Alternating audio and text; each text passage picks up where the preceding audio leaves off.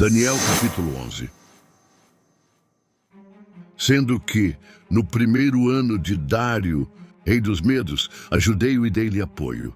Agora, pois, vou dar-lhe a conhecer a verdade. Outros 3 reis aparecerão na Pérsia.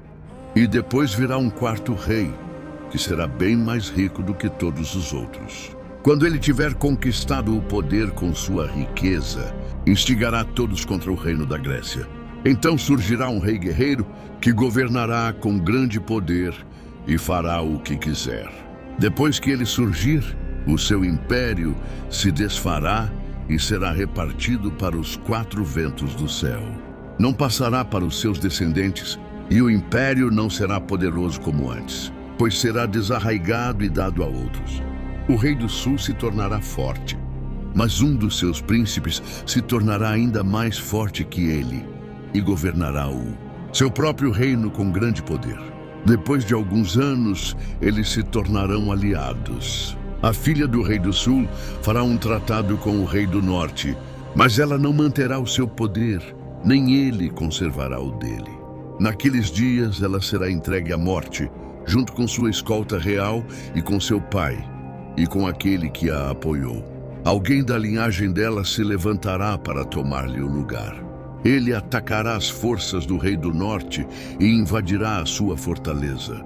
Lutará contra eles e será vitorioso. Também se apoderará dos deuses deles, das suas imagens de metal e dos seus utensílios valiosos de prata e de ouro, e os levará para o Egito. E por alguns anos ele deixará o rei do norte em paz. Então o rei do norte invadirá as terras do rei do sul, mas terá que se retirar para a sua própria terra. Seus filhos se prepararão para a guerra e reunirão um grande exército, que avançará como uma inundação irresistível e levará os combates até a fortaleza do rei do sul. Em face disso, o rei do sul marchará furioso para combater o rei do norte, que o enfrentará com um enorme exército. Mas mesmo assim será derrotado.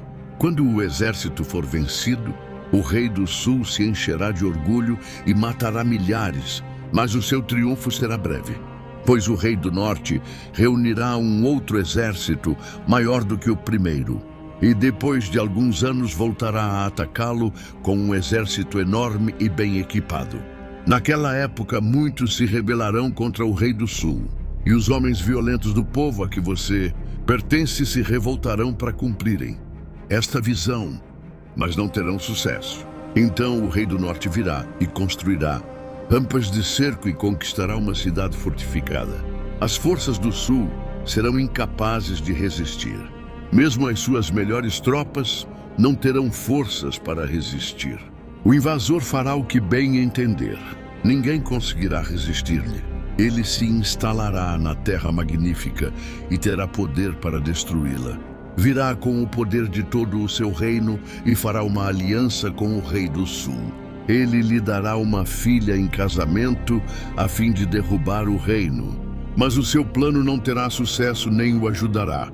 Então ele voltará a atenção para as regiões costeiras e tomará muitas delas. Mas um comandante dará fim à arrogância dele e lhe devolverá a sua arrogância. Depois disso, ele se dirigirá para as fortalezas de sua própria terra, mas tropeçará e cairá para nunca mais aparecer. Seu sucessor enviará um cobrador de impostos para manter o esplendor real. Contudo, em poucos anos ele será destruído, ainda que não com ira nem em combate.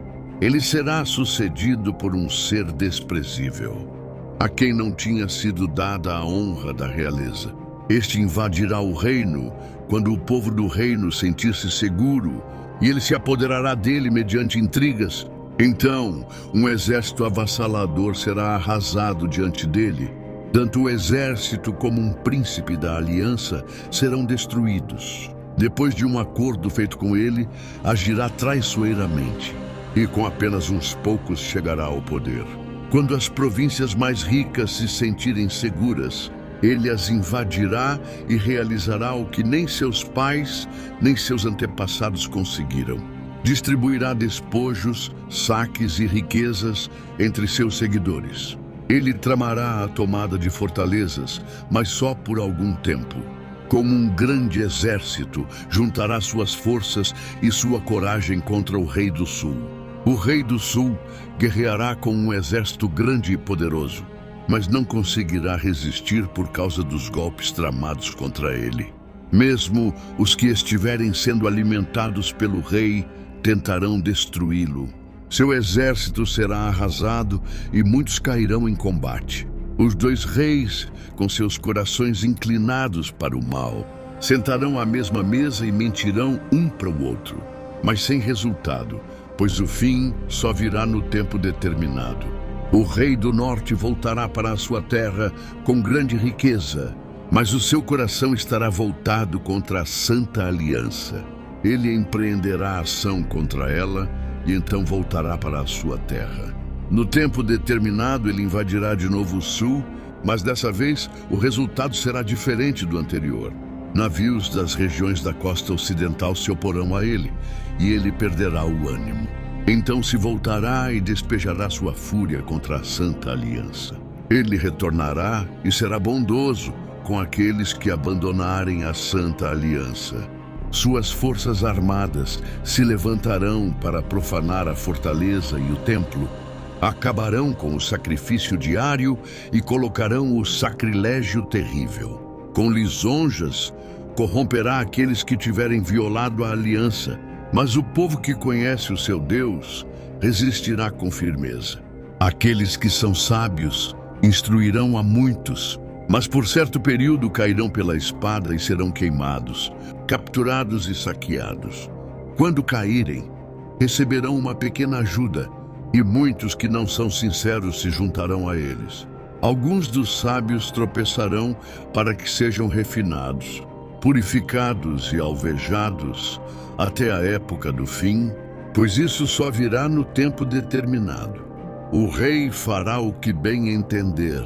Ele se exaltará e se engrandecerá acima de todos os deuses e dirá coisas jamais ouvidas contra o Deus dos deuses. Ele terá sucesso até que o tempo da ira se complete, pois o que foi decidido irá acontecer. No tempo do fim, o rei do sul se envolverá em combate, e o rei do norte o atacará com carros e cavaleiros e uma grande frota de navios.